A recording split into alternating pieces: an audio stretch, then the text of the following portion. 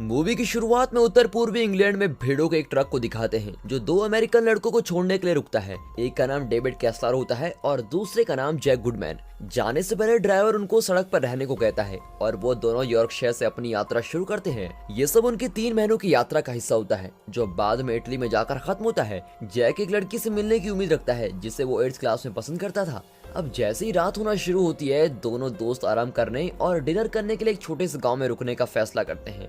फिर उन्हें वहां एक बार मिलता है जिसका नाम द स्लॉटर्ड लैम्ब है और उसके बाहर सर कटे भेड़िए की तस्वीर भी है और ये देखकर उनको थोड़ा अजीब भी लगता है, लेकिन फिर वो अंदर चले जाते हैं और जैसे ही वो अंदर जाते हैं तो सभी चुप हो जाते हैं और जब तक वो दोनों कुछ खाने के लिए नहीं मांगते सभी उनको घूरते ही रहते हैं। अब इंतजार करते हुए जैक की नजर दीवार पे बने एक तारे पर जाती है जो जादू टोने में भेड़िया से संबंधित होता है। वो उनसे पूछता है कि उसे यहाँ पर क्यों बनाया हुआ है और ये पूछते ही बार में बैठे सभी लोग गुस्सा हो जाते हैं और उन दोनों को बाहर निकालने के लिए कहते हैं, लेकिन बार की मालकिन ऐसा करने से मना करती है। वो कहती है कि इन्हें ऐसे बाहर निकालना तो ठीक नहीं होगा, लेकिन तभी एक आदमी उन्हें चुप करा देता है। जैसे ही डेविड और जैक वहाँ से जाने लगते हैं, एक आदमी उन्हें सड़क पर रहने और चांद से सावधान रहने को बोलता है और फिर जैसे ही वो दोनों वहाँ से निकलते हैं, बाहर मौसम खराब होता है। वहाँ बैठे लोग उन लड़कों के बारे में बात करने लगते हैं कि शायद उन्होंने उन दोनों को उनकी हत्या के लिए भेज दिया है। वे कहते हैं कि उन्हें सच बताने का भी कोई फायदा नहीं है क्योंकि वो दोनों उनका यकीन नहीं करेंगे। फिर कुछ देर बाद वहाँ भेड़िए की आवाज गूंजने लगती है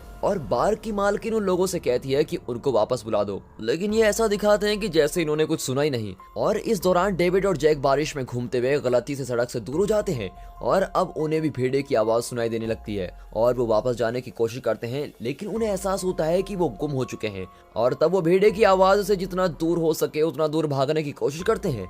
लेकिन तभी डेविड गिर जाता है और जैक पर भेड़िया हमला कर देता है और उसे मार देता है और फिर डेविड पर भी हमला कर देता है। भेड़िया सिर्फ उसे नाखून और एक बार खाता है कि इतनी देर में बार में बैठे हुए लोग वहां पहुंच जाते हैं और उस भेड़िए को मार डालते हैं। अब बेहोश होने से पहले डेविड एक बिना कपड़े के आदमी को जमीन पर गिरा देखता है जिसे गोली लगने की वजह से खून बह रहा होता है। अब 3 हफ्तों बाद डेविड लंदन के एक अस्पताल में है जिसका ध्यान डॉक्टर JS हिश और नर्स एलेक्स रख रहे होते हैं। जब वो बेहोश होता है तो वो तीनों इसके बारे में बात कर रहे होते हैं। अब पुलिस रिपोर्ट में तो कुछ और ही लिखा जाता है। यहाँ लिखा जाता है कि उस पर किसी पागल ने हमला किया था। फिर जंगल में भागने का सपना देखने के बाद डेविड उठ जाता है और अपने पास एक डॉक्टर और एक अमेरिकन एम्बेसी में काम करने वाले व्यक्ति को देखता है जो उसे बताता है कि उसके और जैक के साथ जो भी हुआ था उसके बारे में उनके परिवार को बता दिया गया है। और जैसे ही उसे पता लगता है कि जैक मर चुका है वो पागल सा हो जाता है, इसलिए नर्स उसे बेहोशी की दवा दे देती है। लेकिन फिर से बेहोश होने से पहले वो कहता है कि उस पर किसी पागल ने नहीं बल्कि एक भेड़िए ने हमला किया था। फिर कुछ घंटे बाद स्कॉटलैंड यार्ड से 2 जासूस डेविड से कुछ सवाल पूछने आते हैं, लेकिन वो उसका यकीन नहीं करती जब वो कहता है कि उस पर एक भेड़िए ने हमला किया था। यॉर्कशायर की पुलिस की पोस्टमार्टम रिपोर्ट और गवाहों ने कहा होता है कि वो एक आदमी था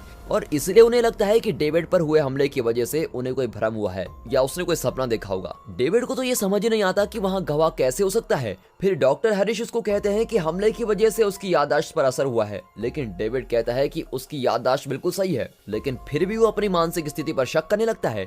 और बाद में डेविड को फिर से जंगल में भागने वाला सपना दिखाई देता है और इस बार वो सपने में अपने आप को नंगा जंगल में जंगली जानवरों पर हमला करता हुआ पाता है। फिर जब उसके पास दोपहर का खाना ले जाया जाता है तब वो कहता है कि मैं भूखा नहीं हूँ और खाना खाने से मना कर देता है।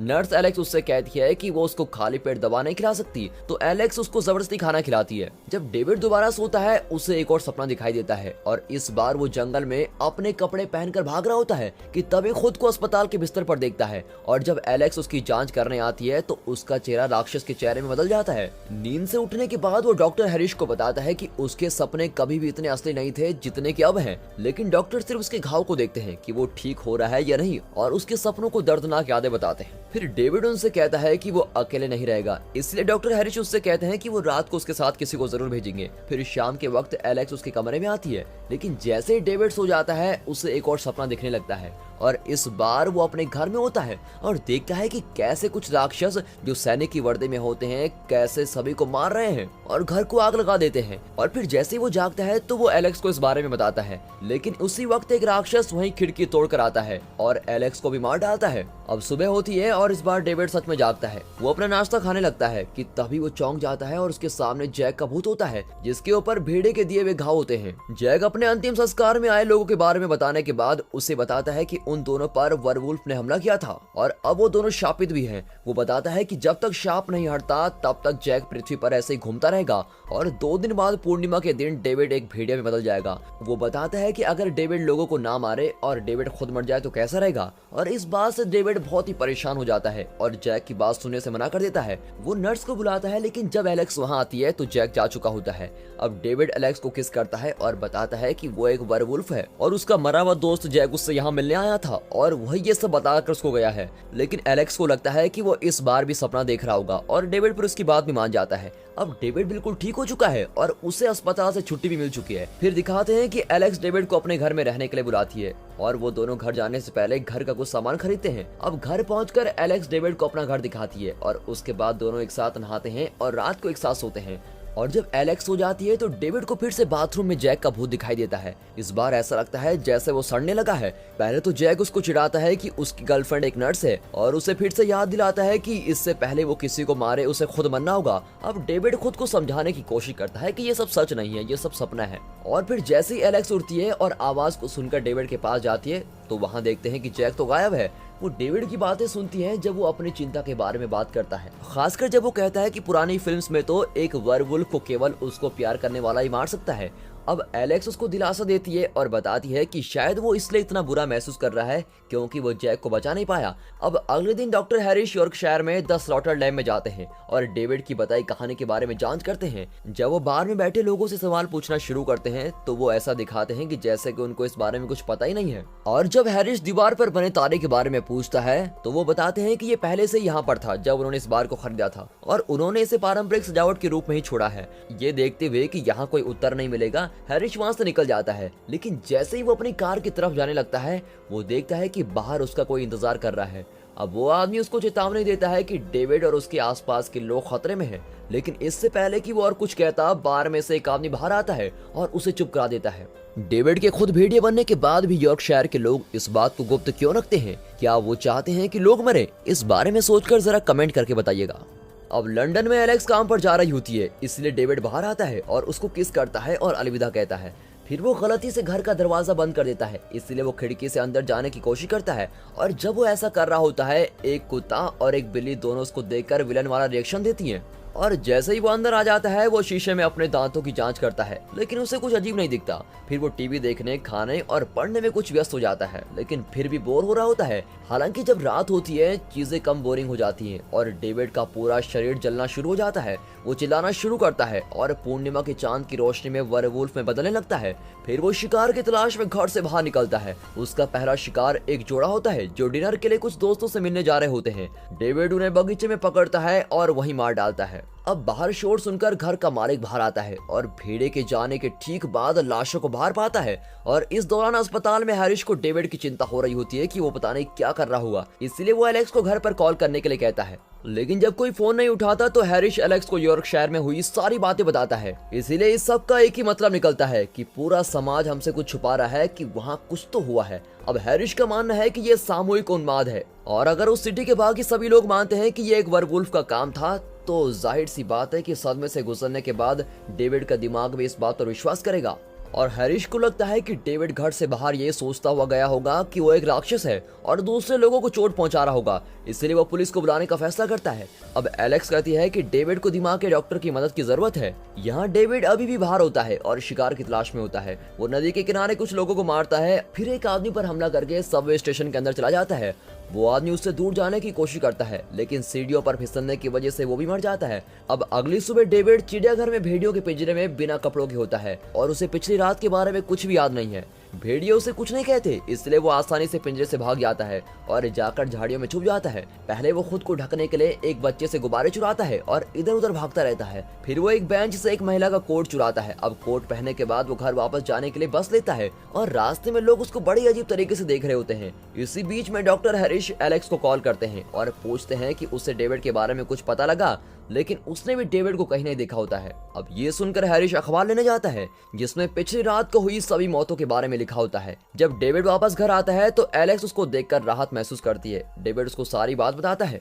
लेकिन एलेक्स को चिड़ियाघर में जागने की उसकी कहानी के अलावा कुछ भी अजीब नहीं लगता। जब डॉक्टर हैरिस फिर से एलेक्स को कॉल करते हैं, वो हैरिस को बताती है कि डेविड वापस आ गया है और वो थोड़ा सा परेशान है और बहुत ही थोड़ा उत्सुक है, लेकिन पागल नहीं है। वास्तव में वो बहुत ही स्पष्टवादी है। हैरिस उसे खबर के बारे में नहीं बताता और उसे डेविड को अस्पताल में लाने के लिए कहता है ताकि वो उसकी देखरेख में रह सके। फिर दोनों अस्पताल जाने के लिए टैक्सी लेते हैं और बातें कर रहे होते हैं कि तभी ड्राइवर उन्हें कल रात की मौतों के बारे में बताता है और कहता है कि सभी शव कटे फटे हुए हैं। अब डेविड समझ जाता है कि ये उसी की गलती है और वो गाड़ी रुकवाता है ताकि वो पुलिस अधिकारी को ढूंढ सके। लेकिन एलेक्स नहीं चाहती कि वो खुद को पुलिस के हवाले करे, क्योंकि उसे नहीं लगता कि डेविड को जेल जाना चाहिए। उसे सिर्फ थोड़ी मदद की जरूरत है। लेकिन डेविड उसकी बात नहीं सुनता। डेविड एक पुलिस वाले को ढूंढता है और उसको बताता है कि उसी ने कल रात लोगों को मारा है, लेकिन वो पुलिस वाला कुछ नहीं करता। फिर डेविड पुलिस और शाही परिवार का अपमान करना शुरू कर देता है जिससे वो गिरफ्तार हो जाए। फिर पुलिसकर्मी डेविड को पागल समझता है और उसको एलेक्स के पास छोड़ देता है और सभी लोगों को भी ऐसा करने को कहता है। और अचानक से डेविड एलेक्स से कहता है कि वो उससे प्यार करता है और भागने से पहले उसे किस करता है।